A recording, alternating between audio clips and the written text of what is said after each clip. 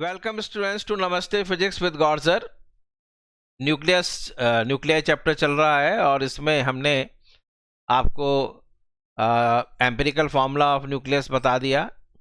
उसके अलावा फिर मैंने आपको बाइंडिंग एनर्जी निकाली है मास डिफेक्ट से, और उसी से हम आगे अब चलेंगे। ठीक है, तो चलिए बच्चे, जो बच्चे आज ही ज्वाइन कर रहे हैं उनके लिए बता दिया जाए कि बच्चे हमारा 12th का ऑप्टिक्स वाला पूरा पोर्शन फिनिश हो चुका है, जिसके अंदर रे ऑप्टिक्स की प्लेलिस्ट है। उसके साथ फिर हमारे पास ऑप्टिकल इंस्ट्रूमेंट की एक प्लेलिस्ट है, उसमें सारे वीडियोस हैं। पूरा पूरा सिलेबस का, उस चैप्टर के सिलेबस को हमने कवर किया है। वेव ऑप्टिक्स पूरा कवर किया है।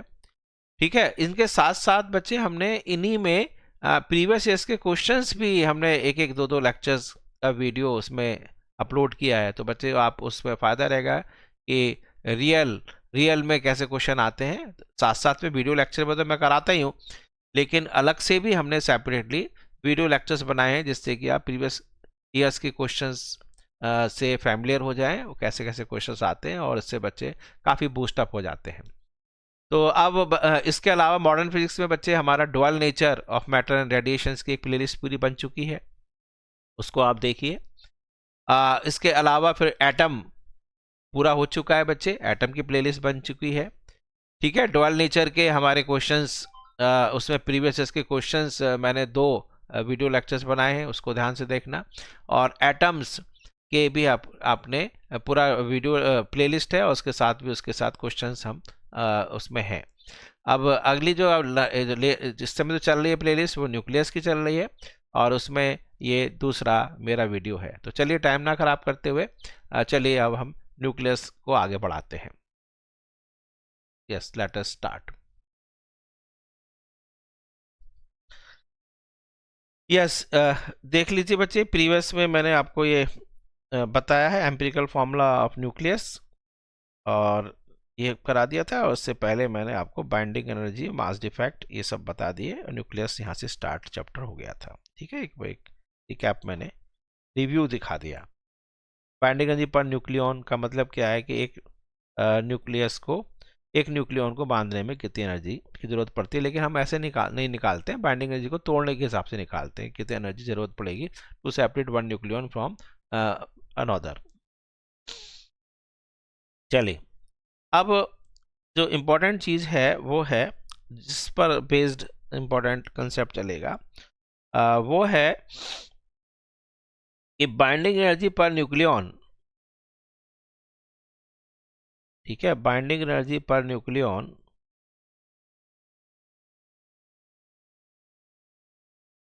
एक मिनट में इसको या तो पूरा लिख ही दूँ, चलो EBN ऐसे लिख देता हूँ।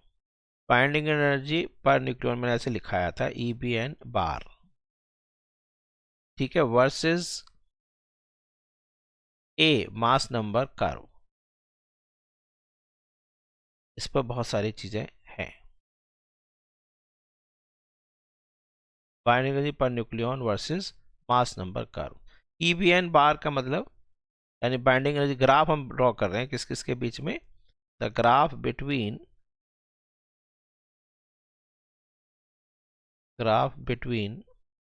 Binding energy per nucleon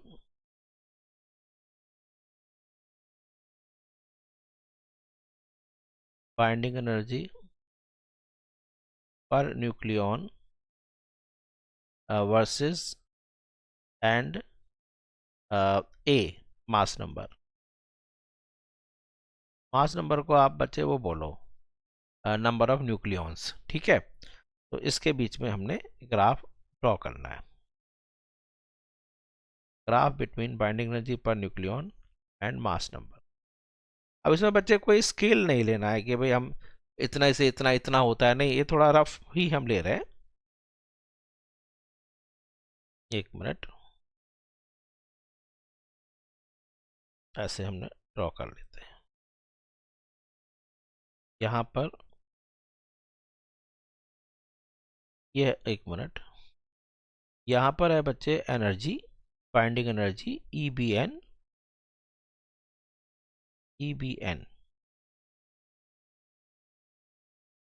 binding energy per nucleon, ये बच्चे MeV में है, मिलियन इलेक्ट्रॉन वोल्ट। और ये बच्चे इधर ए है, ठीक है, मास नंबर।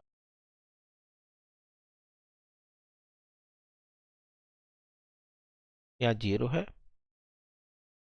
अब जो ग्राफ है बच्चे जरा ध्यान से देखो, ये हमारे पास, ये देखिए, यहां से स्टार्ट करते हैं।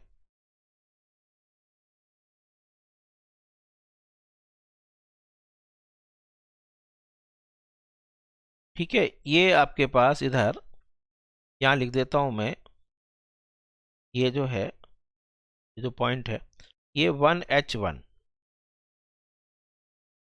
ठीक है, 1H2, यानी कि यहाँ पर 2 हो गया, यानी हाइड्रोजन के लिए हो गया। ठीक है, और यहाँ पर लिख लेते हैं 7, लिख देता हूँ बच्चे, 7 नंबर लिख देता हूँ। ठीक है, इधर 7 लिख देता हूँ, यानी 7 MeV। ये जो है पॉइंट, ये जो आपको पॉइंट दिख रहा है, ये आपका 1H2 होगा, ये आपके पास हीलियम का हो जाएगा। ठीक है, उसके बाद फिर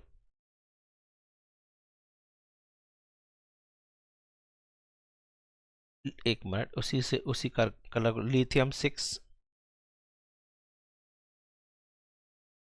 ठीक है, कार्बन 12,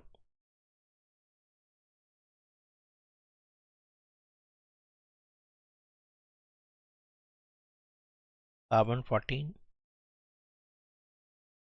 ऑक्सीजन 16, ऑक्सीजन 18, सल्फर 32। ठीक है, और उसके बाद फिर, अच्छा, इसको जो है ऐसा करते हैं,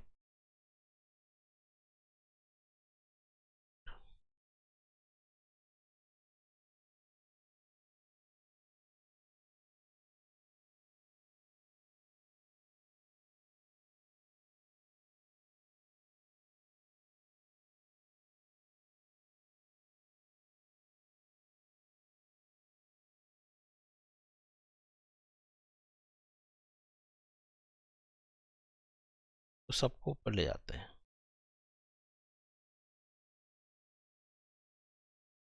अब जगह आ गई। ठीक है, तो यहां मैंने क्या बताया, हाइड्रोजन, लिथियम, ठीक है, इसके बाद फिर helium, lithium, carbon 12, carbon 14, oxygen 16, oxygen 18, sulphur 32, और फिर आगे चलते हैं, सबसे ऊपर टॉप पर यहाँ आयरन 56। ठीक है, और ये जो बच्चे जा रहा है ग्राफ, इसको जरा एक बार मैं और ऊपर ले जाऊं, लाइन को, ये लाइन और ऊपर ले जाते हैं।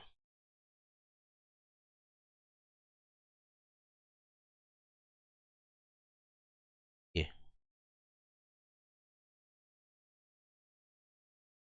ठीक है, अब देखो, ये आयरन 56, यहाँ पर जो है 7 है, और यहाँ पर बच्चे अप्रोक्सीमेटली 9 लिख देते हैं, और यहाँ बच्चे हो गया 8, यहाँ 8 हो जाएगा, और ये 7.5 हो जाएगा। ठीक है, तो 7.5 के आसपास यहाँ पर आपको लाना है ये, यहाँ से ये जो जा रहा है मैक्सिमम हो गया।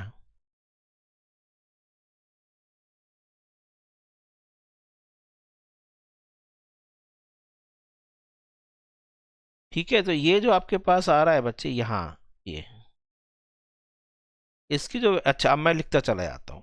ठीक है, अब मैं इस पर लिखा देता हूँ।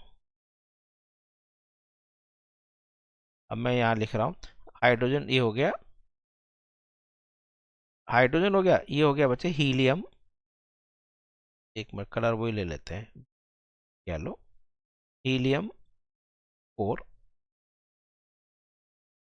इसके बाद लिथियम 6, के बाद बचे कार्बन 12, कार्बन 14, इसके बाद ऑक्सीजन 16, ऑक्सीजन 18, सल्फर 32, आयरन 56, ठीक है। इसके बाद यूरेनियम 238। तो यहाँ बच्चे 2 हो गया, और यहाँ पर अप्रोक्सीमेटली आप 30 ले लो, 30 के आसपास यहाँ ले लेते हैं 30, और इधर 60 थाई, इधर 60 ले लेते हैं, और इधर हम ले लेते हैं बच्चे 240। इसको भी थोड़ा सा मैं चेंज करना पड़ेगा और बढ़ाना पड़ेगा, तो और बढ़ा लेते हैं, 1 मिनट। तो इधर आपके पास 240 हो गया, अबाउट 240।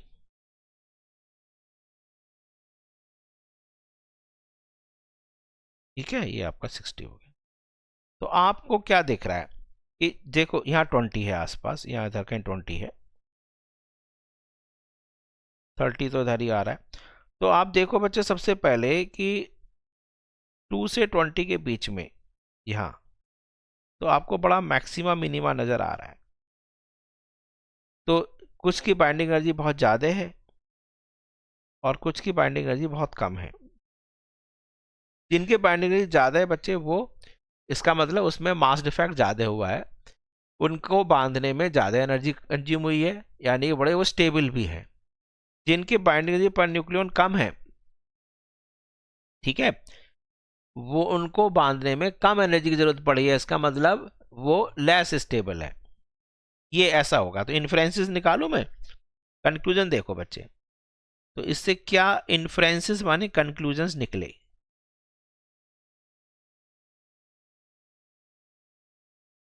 इन्फ्रेंसेस जो निकल रहे हैं, पहला कि फॉर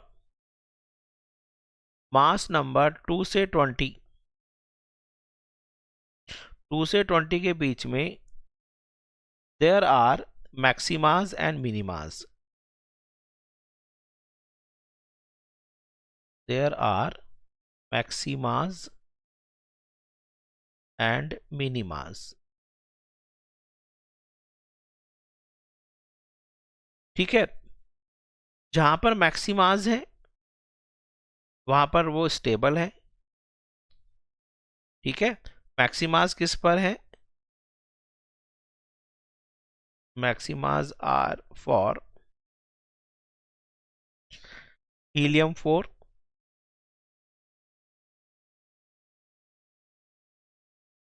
कार्बन 12, ऑक्सीजन 16, ऐसे तो ऑन, ऐसे बहुत सारे होंगे। तो these they are stable, these nuclei are relatively stable, लाइटों में हल्कों में ये स्टेबल है। मिनिमास किस पर है, मिनिमास आर फॉर, ठीक है, वो किसके लिए दिख रहे हैं आपको, हाइड्रोजन 2, लिथियम 6, लिथियम है, दिस इज लिथियम, और कार्बन 14, कार्बन 14, 14 12 कैसे लिखा जा रहा है भाई, मैं लिख रहा हूँ 14, carbon 14, oxygen 18, dash dash dash. तो ये जो न्यूक्लियाई हैं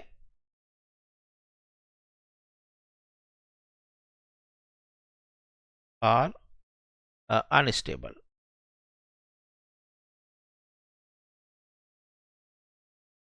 ठीक है, तो ये ऐसा हो रहा है। तो जो न्यूक्लियाई आपके पास जिनकी बाइंडिंग एनर्जी पर न्यूक्लियन कम है, ये अनस्टेबल है। जिनकी बाइंडिंग एनर्जी पर न्यूक्लियन ज़्यादा है, वो आपके स्टेबल है। सबसे ज़्यादा बच्चे आयरन 56 का है।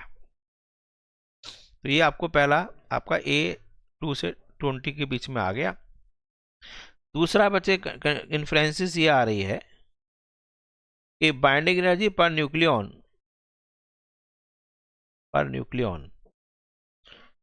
फॉर आयरन 56, अरे एक मिनट, ठीक है, फॉर आयरन 56 इज 8.8 MeV,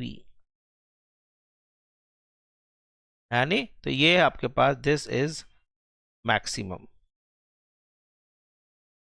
सारे एलिमेंट्स में ध्यान रखना सबसे ज़्यादा स्टेबल आयरन है। यदि आयरन को आप एयर और वाटर के मिक्सचर से बचा के रखें तो ये कभी डिके नहीं होगा। आपको दिख रहे हो, तो इसलिए आयरन और जो आपके पास ज़्यादा होते हैं, जब आप एक्सकेवेशन करते हैं तो आयरन और बहुत ज़्यादा मिलते हैं, क्योंकि ये डिके नहीं होता है।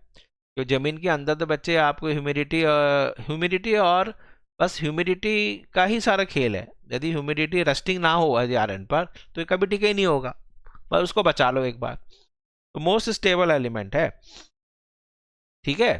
तो दिस इज द मैक्सिमम। तो आयरन जो है, इसलिए iron 56 is the most stable element. इसलिए लोहा यूज करते हैं, ठीक है। कंक्रीट में लोहा मिलाकर सारे इंफ्रास्ट्रक्चर उसी से बनते हैं, क्योंकि मोस्ट स्टेबल है, डिके विके नहीं होता है। करेक्ट। चलिए,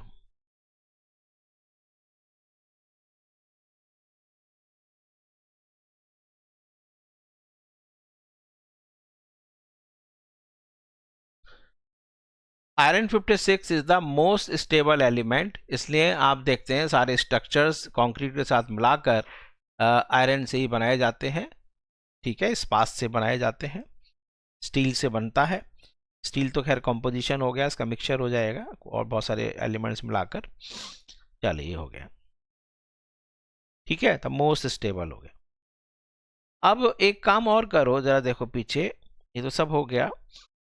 यहाँ से आप देखो, एक बार मैं इसको दिखाने की कोशिश करूं। यहाँ से 120 के आसपास और 30 है, तो यहाँ पर ये एक आपके पास एक ब्रॉड प्लेट्यू आ रहा है, ब्रॉड मैक्सिमा आ रहा है फॉर 30 से 170 के बीच में। नेक्स्ट लिखो, for mass number between 30 and 170, यानी मिडिल रेंज न्यूक्लियाई।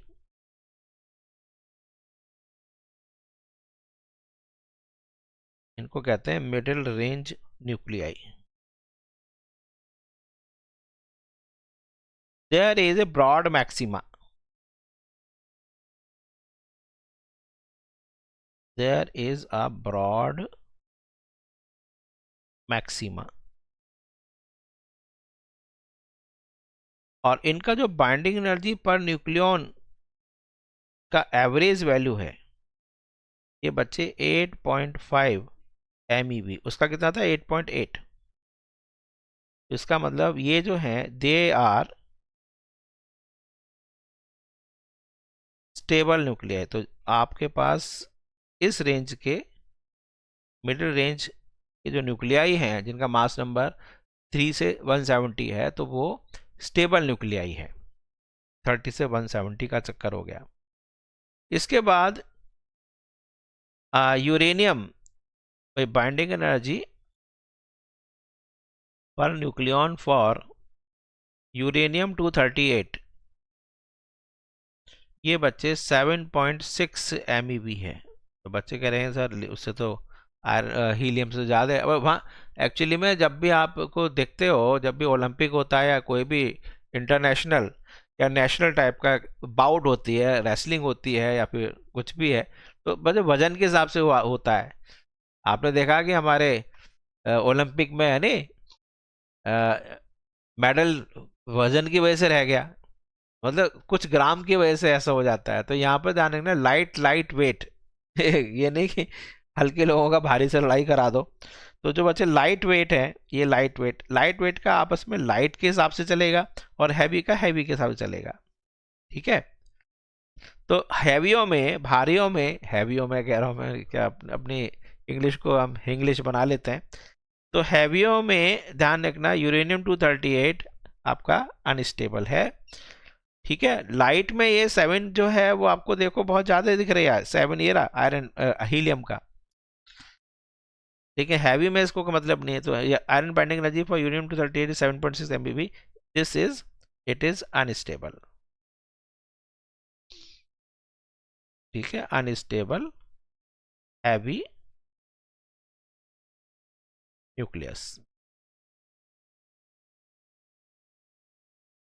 ठीक है, heavy nucleus, unstable heavy nucleus, binding energy पर न्यूक्लियस का कम है। अब खेल हो रहा है यहां पर, ये जो खेल था इसको देखना पड़ेगा भाई ये क्या है। साइंटिस्ट ये देख रहे हैं कि भाई ये हो क्या रहा है कि बाइंडिंग एनर्जी पर न्यूक्लियॉन आपके पास मैक्सिमम है फॉर मिडिल रेंज न्यूक्लियाई, इसका रीजन क्या हो सकता है। तो इसमें इंपॉर्टेंट चीज पूछी जा सकती है कि क्यों आपके पास बाइंडिंग एनर्जी पर न्यूक्लियॉन फॉर मास नंबर ए 30 से 170 इज इंडिपेंडेंट ऑफ, यानी कि ये प्लेट्यू आ रहा है ना, इज इंडिपेंडेंट ऑफ ए के इंडिपेंडेंट क्यों हो रहा है, ये क्वेश्चन साइंटिस्ट के दिमाग में आया। इसी में फिर उन्होंने सोचा कि भाई ऐसा रीजन क्या हो सकता है, मैं आगे बताऊंगा। तो उन्होंने इसका रीजन आपसे पूछे यदि असर्शन रीजन में, तो लिख देना इसलिए होता है कि जो आपके पास न्यूक्लियर फोर्सेस हैं, रीजन लिखना the nuclear forces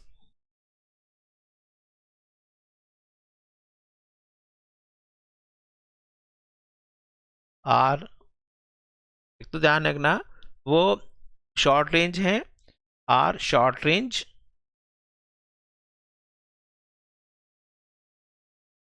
and saturated है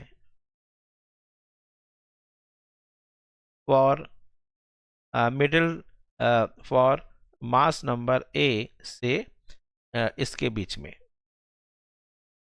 तो nuclear forces are short range and saturated for a middle range nuclei, for middle range nuclei।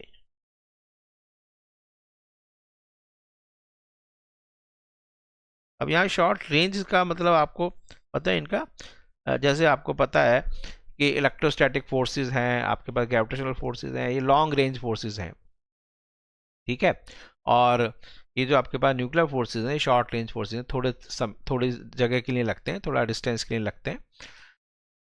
ठीक है, और आगे जो एक सैचुरेशन आ जाता है, मैं आपको ग्राफ बना के दिखा देता हूँ अभी 1 मिनट में। उससे पहले एक चीज आप देखो कि कोई भी चीज बच्चे आपको पता है कि everything tries to remain stable. Work power energy में मैंने बताया था कि हमेशा आप मिनिमम पोटेंशियल एनर्जी लेने की कोशिश करते हैं स्टेबिलिटी के लिए। ऐसे यहाँ पर न्यूक्लियाई क्या चाहेंगे कि बच्चे वो स्टेबल न्यूक्लियाई यहाँ पर है, वो यहाँ आना पसंद करेंगे या यहाँ से यहाँ आना पसंद करेंगे। तो मैं थोड़ा सा ऐसी कंसेप्ट बताऊं, है ना, कि आपके पास 2 टर्म आती हैं, nuclear fission, nuclear fission and nuclear fusion. Nuclear fusion में क्या है बच्चे, जो अनस्टेबल, फ्यूजन में टूटना, अनस्टेबल हैवी जो न्यूक्लियस है ये ब्रेक होता है, splits into lighter stable nuclei. मैं थोड़ा थोड़ा कंसेप्ट समझाने की कोशिश कर रहा हूं। लाइटर स्टेबल न्यूक्लियाई, न्यूक्लियाई माने प्लूरल हो गया, न्यूक्लियस माने एक न्यूक्लियस। जैसे एग्जाम्पल मैं दूं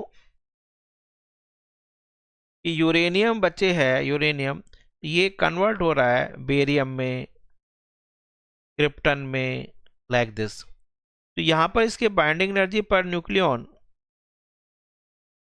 7.6 MeV है, जरा थोड़ा समझ में आएगा आपको बच्चे। और यहाँ पर binding energy per nucleon average about 8.5 MeV है, ऐसे मैं सोचने की कोशिश करूँ तो बच्चे जो डिफरेंस आएगा, यानी कम बाइंडिंग एनर्जी पर न्यूक्लियन वाली चीज़ ज़्यादा बाइंडिंग एनर्जी पर न्यूक्लियन में कन्वर्ट होने की कोशिश करेगी।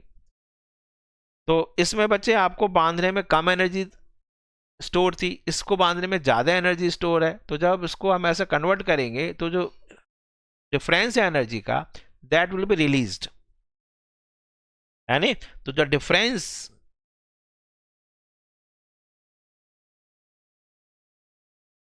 इन बाइंडिंग एनर्जी इज रिलीज्ड, यह एनर्जी निकलती है। तो यहां पर हम देखें तो delta E binding energy per nucleon करीब करीब कितना है, 8.5 माइनस 7.6 यानी 0.9 MeV के करीब है। एंड फॉर फिजन ऑफ, ये बहुत स्पेशल चीज बता रहा हूं, इसको याद रखना, फॉर फिजन ऑफ 1 यूरेनियम 238 या 235 यूज करते हैं। फिजन ऑफ यूरेनियम 1 यूरेनियम, क्योंकि यूरेनियम 238 अबंडेंस ज़्यादा होती है, 235 हम यूज़ कर रहे हैं। तो आपके पास इसके अंदर कितने कितने न्यूक्लियॉन्स हैं, 235। तो एनर्जी जो रिलीज होगी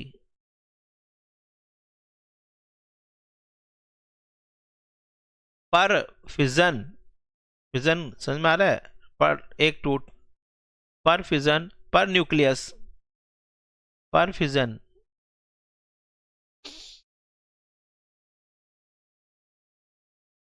कितना होगा अप्रोक्सीमेटली 235 इंटू 0.9। तो आप बच्चे याद रखना, मैं आपको याद दिला दूं, आपको क्वेश्चन में नहीं देगा, 200 MeV आप याद रखना, this is to be remembered, 200 MeV आपको याद रखना है। तो यूरेनियम, जब भी बात आ रही है कि यूरेनियम है रिएक्टर के अंदर, तो आपका एक फिजन यूरेनियम का आपको 200 MeV एनर्जी देता है। ठीक है, मैं आगे एक और चीज़ बता दूंगा, यदि आपको as a nuclear reactor as a power generator use करना है तो आपको केवल 1 ग्राम यूरेनियम नेसेसरी है, यदि आपको 1 मेगावाट पावर का जनरेटर बनाना है थ्रू आउट 1 डे। ये भी मैं स्पेशल लिखा देता हूँ आपको, है नहीं, मैं करा देता हूँ। चलो एक क्वेश्चन अब याद हो जाएगा आपको, क्वेश्चन मैं आपसे एक करा दूंगा पहले। चलो मैं अब इस क्वेश्चन को मैं इसके बाद कराऊंगा, है नहीं, ये तो हो गया। बहुत ही स्पेशल क्वेश्चन है, आपको बच्चे सीधा सीधा क्वेश्चन जो मैं शॉर्टकट दूंगा वो याद रखना। तो शॉर्टकट 200 MeV का दिया है, एक और दूंगा, उसको प्रूफ करके भी दिखाऊंगा और आप उसको याद कर लेना।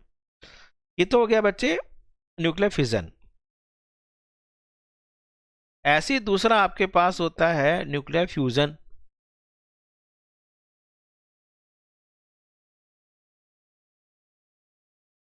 अभी मैं फ्यूजन की रिएक्शन पूरी नहीं लिख रहा हूं, बस फ्यूजन में क्या हो रहा है कि लाइट अनस्टेबल न्यूक्लियाई ये कंबाइन हो जाते हैं,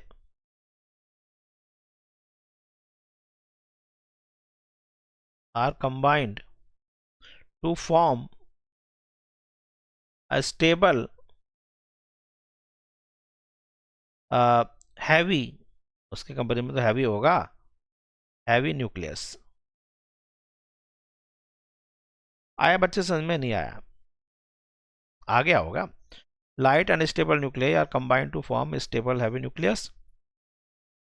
ठीक है, और वहां पर क्या था आपके पास, unstable heavy nucleus splits into lighter stable nuclei, और जो डिफरेंस इन बाइंडिंग एनर्जी वो रिलीज होती है in the form of heat energy, electromagnetic radiations के फॉर्म में।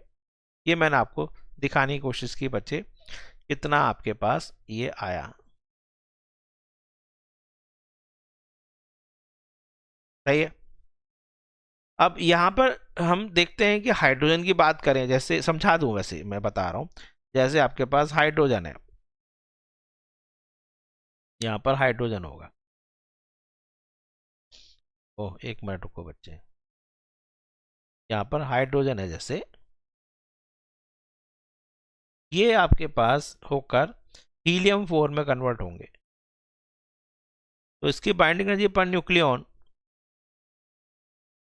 करीब करीब 1। अच्छा, मैंने वहाँ लिखा नहीं, एक मिनट रुको बच्चे, यहाँ मैंने यहाँ 1 लिख देता है, नहीं यहाँ भी 1 लिख दूँ, तो 1, तो 1 से 7 के आसपास जा रही है, तो 1 MeV, और यहाँ पर इसकी binding energy per nucleon 7 MeV। तो पर न्यूक्लियन आप देख रहे हो डेल्टा EBN पर न्यूक्लियन, वो बच्चे आपके पास करीब करीब 6 MeV है।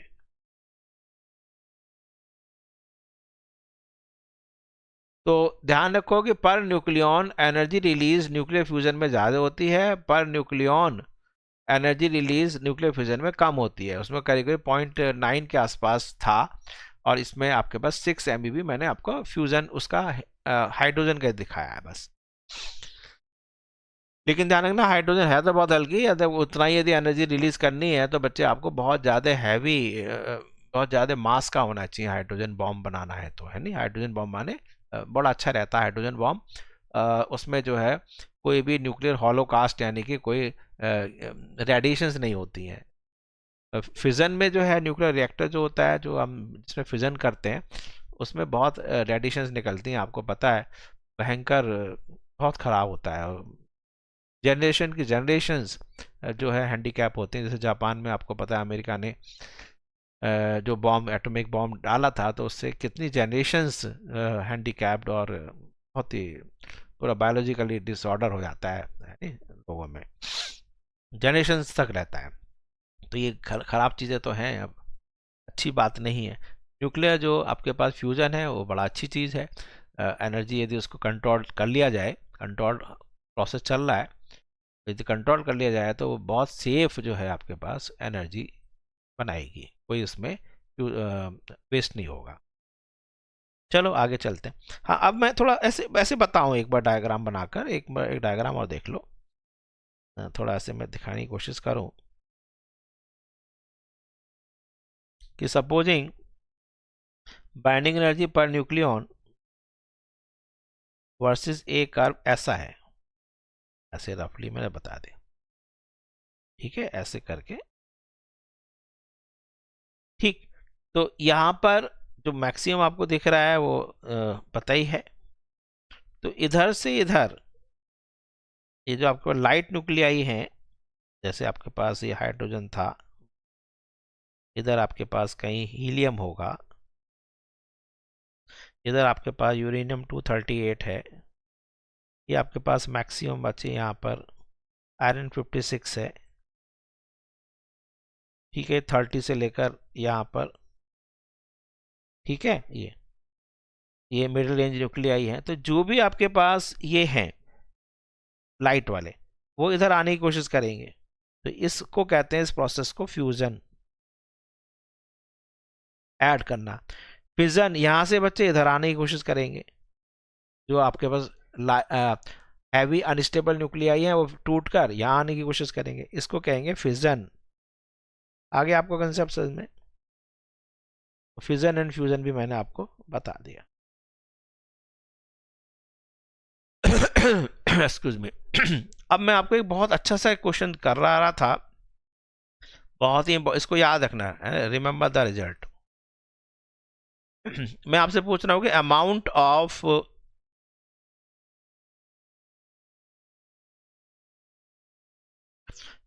Of uranium 235 required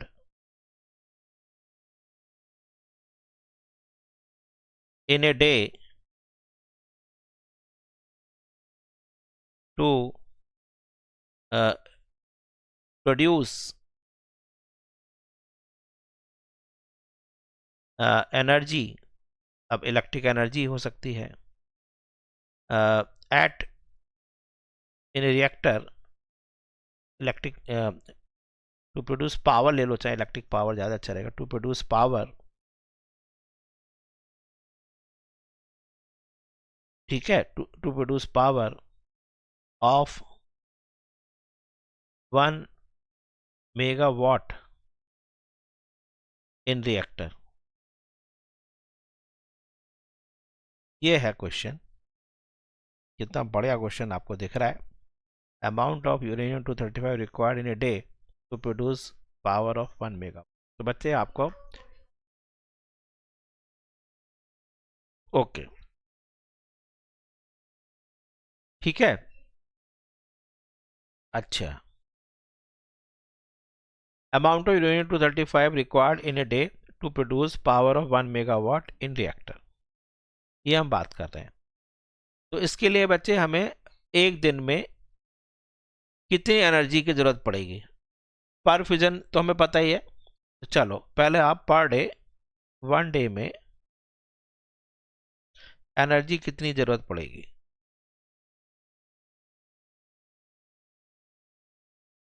is equal to power 1 megawatt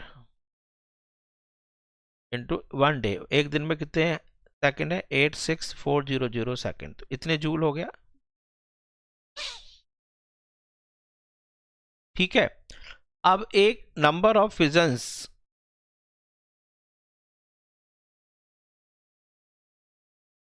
number of fissions required बताओ per day, is equal to, एक दिन में इतनी एनर्जी चाहिए 10⁶ इंटू 86400 अपॉन, एक फिजन में कितनी एनर्जी निकलती है 200 MeV, 200 MeV 1.6 इंटू 10⁻⁻13, ठीक है, ओके। अब ये तो सब बात बन गई आपको, तो ये 0 0 यहाँ से गायब कर सकते हैं, तो ये हो गया आपके पास 2 4 जा, देखो कितना आंसर आ रहा है, ये आ गया आपके पास 10⁻6 into 864 divided by 2 into 1.6 into 10⁻⁻13, ठीक है जी, ये आ गया। इसको आप चाहें तो और कम कर सकते हैं, 2 4 जा 8, 2 3 432, तो अप्रोक्सीमेटली ये आंसर आ गया 432 अपॉन 16, चलो 16 इंटू 10⁻6, और ये बच्चे एक 16 किया मैंने, तो ये हो गया कितना 14 प्लस 14, तो ये करीब करीब इतना आ गया, 4 4 जा 16, 4 4 1 जा, अरे वाह 27, तो 27 इंटू 10⁻20 आपके पास फिजन्स आ गए, ठीक है। एक फिजन में कितना चाहिए, अब देखो फिजन, 1 फिजन और मास कितना चाहिए, एक टू, अच्छा, अब आपके पास इतने फिजन्स हैं, ठीक है। अब बच्चे देखो जरा कि हमारे पास यदि एवोगाड्रो नंबर ले लेते हैं, 6 इंटू 10⁻23 फिजन्स होते, ठीक है, तो एक भाई एवोगाड्रो नंबर के अंदर पता ही है आपको ना, एवोगाड्रो नंबर के अंदर एवोगाड्रो नंबर होता है आपके पास 6 इंटू 10⁻23,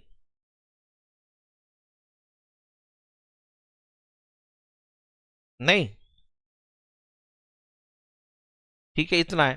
तो यदि आपके पास 235 ग्राम होता, यदि आपके पास 6 इंटू 10⁻23 फिजन्स हैं, इसका मतलब हमारे पास 235 ग्राम यूरेनियम है, तो बच्चे 27 इंटू 10⁻20 फिजन्स हैं, तो कितना है, तो 235 इंटू 27 इंटू 10 पर रफ सॉल्व करेंगे, 6 इंटू 10⁻23, तो 3 2 जा 6, 3 9 और ये आपके पास ये हो गया 2 1 जा 2 1 2 1 और बचा 2 7। चलो तो अब देखो बच्चे अप्रोक्सीमेटली 117 इंटू 9 इंटू 10⁻³ इसको मल्टीप्लाई करें 6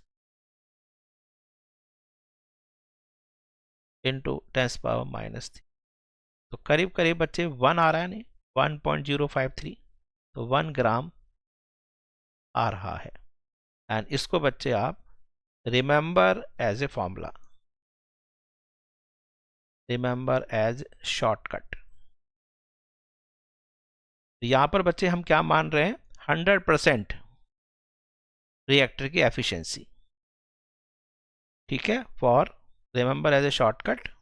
और यहां पर हम 100% एफिशिएंसी मान रहे हैं, 100% एफिशिएंसी ऑफ रिएक्टर।